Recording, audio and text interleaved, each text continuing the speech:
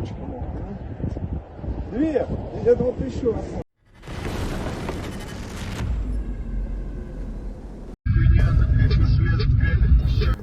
According to Russian news outlet Astra, which cited local residents, drones caused the fire after crashing in one area of the region.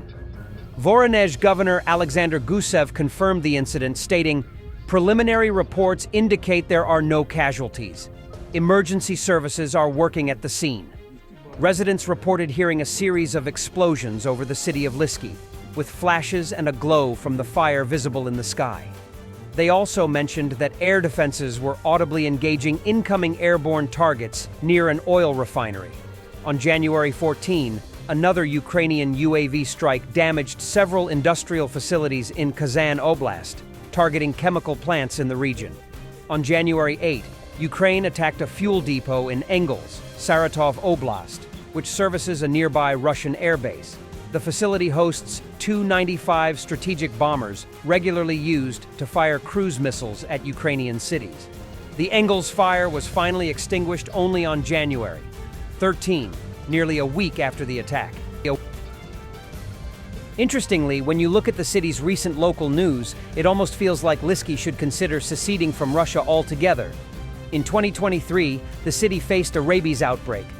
In August 2024, a prolonged blackout plunged the city into darkness for several days, with residents lamenting that they had been thrown back to the Middle Ages.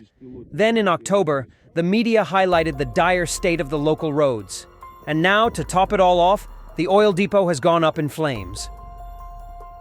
The 67th Separate Mechanized Brigade destroyed a Russian unit that was trying to cross the border near the border village of Zhuravki, Sumy region. The video was posted on the brigade's official Telegram page. Every day we continue to burn enemy equipment in the Kursk Oblast. The 67th Brigade's job is to turn the enemy's iron into scrap metal and bring victory closer step by step, brigade representatives stated. The video shows the destruction of an assault convoy that tried to approach the positions of the Ukrainian military at night. However, it was detected in advance by a drone and then destroyed by artillery, bomber drones, and FPV drones equipped with a thermal imaging camera. The quality of the video does not allow us to determine what types of vehicles were used in the assault, but according to the brigade, an armored MTLB tractor used to transport infantry and an ATV were destroyed. Recently, Russian troops have begun to use a tactic where an ATV goes in front of armored vehicles in a convoy. Due to the ATV's field of view and relatively low speed, its crew can detect unmasked anti-tank mines or other impassable obstacles in time and guide the rest of the convoy along a safe route. According to the Deep State Project, Russian troops attempted to cross the border between Sumy and Kursk regions near the border village of Zhuravki, Sumy region. The enemy amassed along the border near Zhuravka and tried to assault the settlement, but the Defense Forces units made these attempts unsuccessful. The movements are expected to be repeated, as the enemy has resources there, the project noted. Recently, the soldiers of the 22nd Separate Mechanized Brigade drove out the North Korean soldiers who fought on the side of Russia from the village of Mykolaiivka in the Kursk region. The outskirts of the enemy-occupied settlement were cleared by the brigade's 1st Mechanized Battalion and related units. It is reported that in total, over the 5 months of the Kursk operation, which began on August 6, 2024, enemy losses amounted to more than 38,000, of which about 15,000 were killed. Marco Rubio, U.S. President-elect Donald Trump's nominee as Secretary of State, reiterated his view on Wednesday that the war in Ukraine has to end, calling for concessions to be made by Kyiv, Washington, and Moscow. During a confirmation hearing before the U.S. Senate Foreign Relations Committee, Rubio said he doubted Ukraine's ability to push Russian troops back to the 1991 internationally recognized border because of what he claimed was a lack of manpower.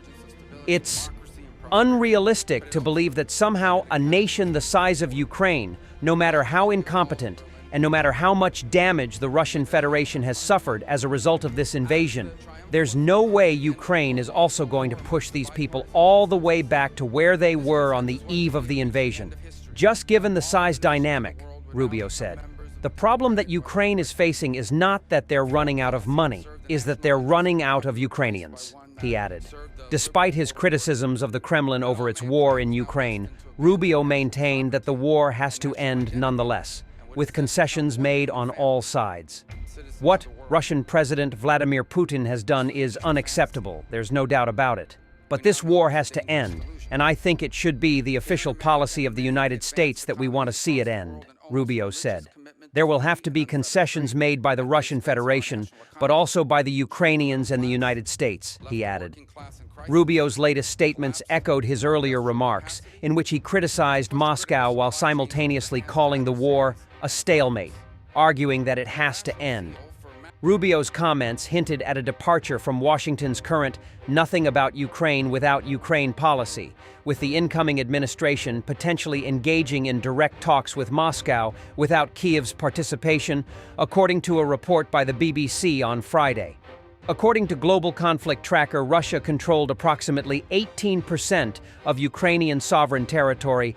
This included the Crimean Peninsula and parts of the Donbass annexed in 2014, and nearly the entirety of Ukraine's Luhansk region, captured following the 2022 full-scale invasion. Kyiv has rejected notions of exchanging territories for peace throughout the course of the war in Ukraine, but recent statements by President Volodymyr Zelensky following Trump's election have shifted the focus to NATO membership and security guarantees.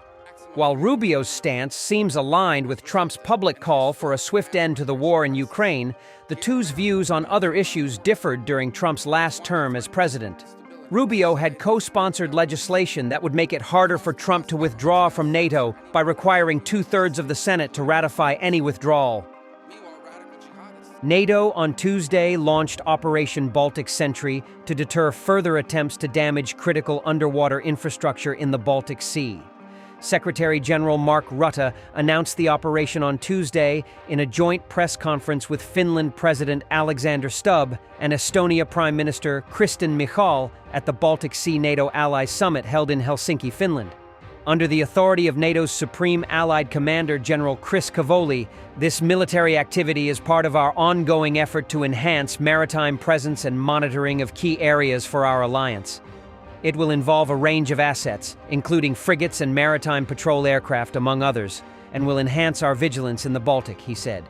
Rutte also stated that the countries agreed at the summit to launch an initiative to deploy new technologies as part of Baltic Sentry, including a small fleet of naval drones, to provide enhanced surveillance and deterrence. Thanks for watching, and don't forget to subscribe. Also, if you want to support Warthog Defense, please become our member and get early access to new videos, exclusive members-only videos, and become administrator in comment section. The membership link is in the description. Rescues every day. We had a guy last week, it's 6 rescues in 6 days. You know, he's doing the job every day.